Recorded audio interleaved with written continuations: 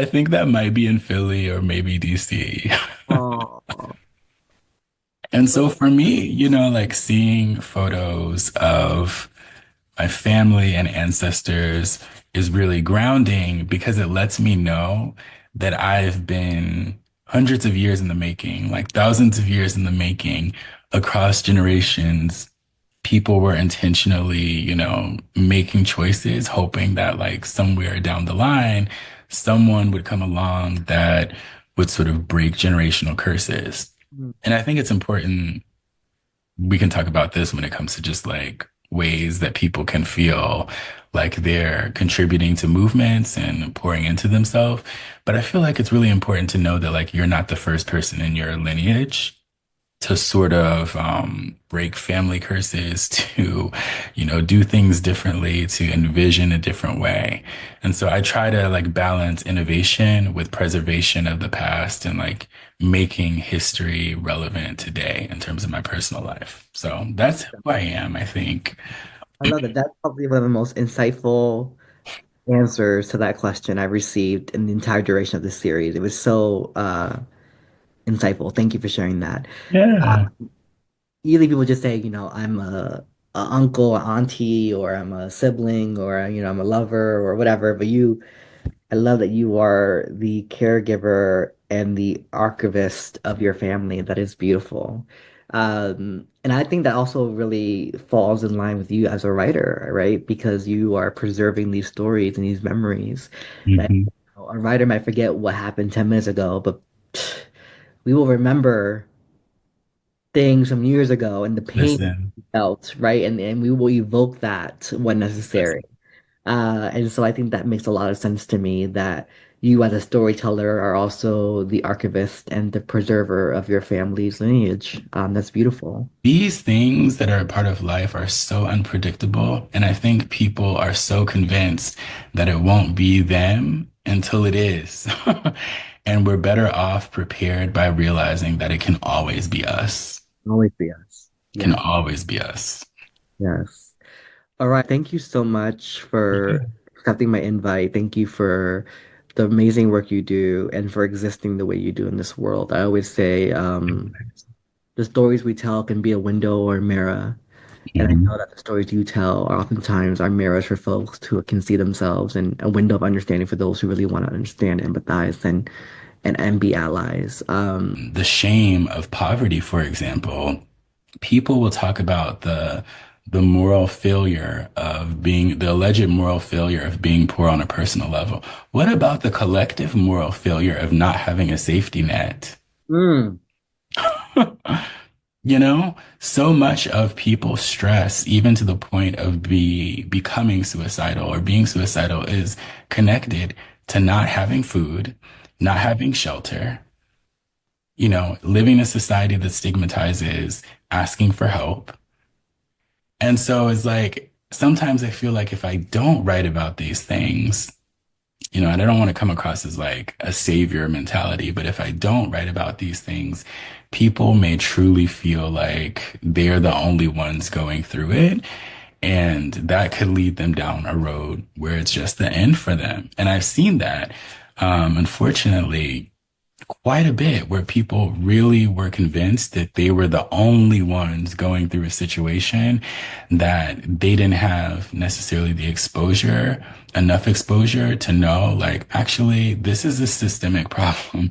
This is a structural problem. I just don't have the language for this to know, or like the data to back it up, or, the poll, the survey that like says that, 56% of queer Black youth are blah, blah, blah, blah, blah.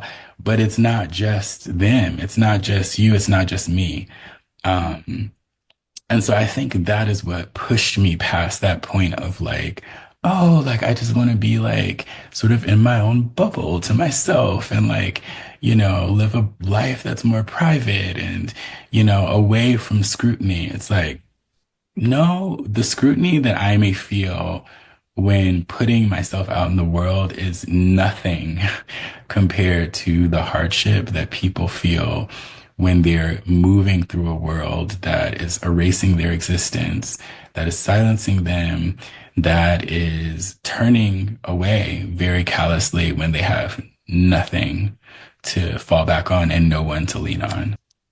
Growing up, like you said, we don't see images of ourselves. Like even those early images that you described, Mrs. Doubtfire, and like, these images in mainstream media of maybe like genderqueer folks who represent queerness for you.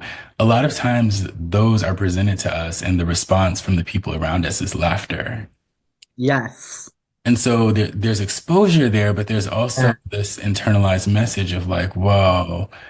I need to save that for some point later on in my life when I'm away from these people. Yes. Queer people, we're also more than the crumbs of like validation that we get from Mm. assimilating and appearing to be respectable. Like, I know there are people who get crumbs of respect from their parents, from their aunties, from their uncles. You're not that kind of gay. Yeah, You're not that type of acceptable gay. gay. And people say that when they come out, like, oh, like, I'm queer, but like not like them, and not the makeup and not the dresses and not the purses, to try to like offset all of the Yeah. scrutiny. But it's like the moment you get lumped in with the people you're trying to disaffiliate from, like Yeah. you're at stake. Like you Yeah. become a target, and you never know when that's going to happen. You never know when There's it's going to no amount of trade that's gonna. no amount of trade. And the saddest part is you never know how far someone will take it. You Mm. never know if they're doing it just to like get that homophobia out of their system for the day, or if they're like literally about to unalive you. Like I've had moments of queerphobia where I'm like, is this it? Like, y'all don't see this? Dealing with being called slurs in the street. Many Yeah. people all over the country and even around the world have been attacked and slurred verbally. And so despite not having to navigate the world as a trans person, right, Mhm. the very perception of who I am forces me to navigate a world where they would rather erase my existence, Yeah. both physically and Yeah. physically speaking and literally speaking, right? And so there is something to be said about daring to be ourselves in a world that is hell bent on erasing us. Yeah, yeah. I'm often in rooms with Black feminists who are cis women, and they're often very curious, like, well, how did you get into Black feminism? Like, you're someone who, yeah, I know you're queer, but like, you seem like you could pass as like, cis, maybe even straight in some contexts. Like, I'm not understanding what led you to this side. And I Mhm. always tell them, every single instance of homophobia that I've ever experienced in my life was about gender. I never had anyone follow me down the street, yell at me on the train about who I was sleeping with, or mention sexual acts or anything like that.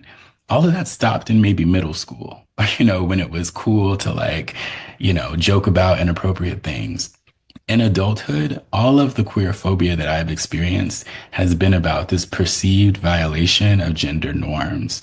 So you cannot address queer phobia without addressing transphobia, because that is the primary reason why cis people are coming for you. In their minds, that's not delineated and that's not straight.